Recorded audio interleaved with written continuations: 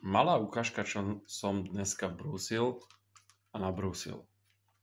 Tak máme tu ako prvý tento Opinel. To je úplne taká tenučká žiletka. Nožík už aj predtým prišiel ostrý, tak ja som ešte trošku vylepšil a zaleštil na koži. 3,5 mm koža. Ide do toho pekne.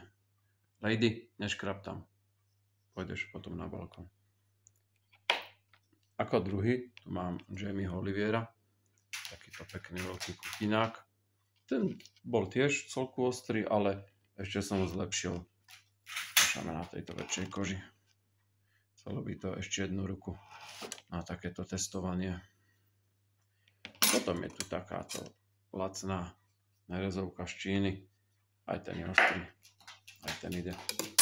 A velikánska zaujímavosť je tento filetovací delfín 440 ocel. Strašne pružný, bál som sa toho, že to nedokáže nabrúsiť, ale celku dobrá ostrosť tam ostala, je až neuveriteľne ostrý, krásne chlpy berie, keď som sa s ním holil.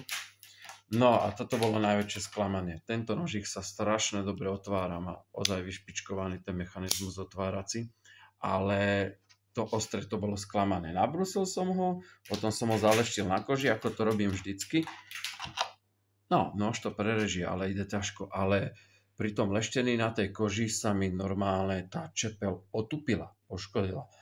A tento Smith & Wesson, to som mal obrovské očakávania, to som sa tešil, tu zbrojovka. Lady, neškrap tam, čakaj. Zbrojovka, čo vyrába zbrané, takže oceľ musí mať zvládnutú, či ten napodobenina, alebo nie, to ja netuším. Nabrúsil som ho a pri leštení tej koži, na tejto brúske s leštiacou pastou, tak jednoducho tam sa normálne vyválala. Kusy tej ocele pomizli a otupilo sa, to pohýbalo. Ako z tohto som úplne sklamaný.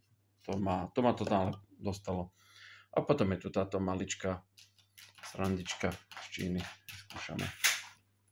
Ten ide lepšie ako ten Smith & Wesson. To je akože ozaj prekvapujúce.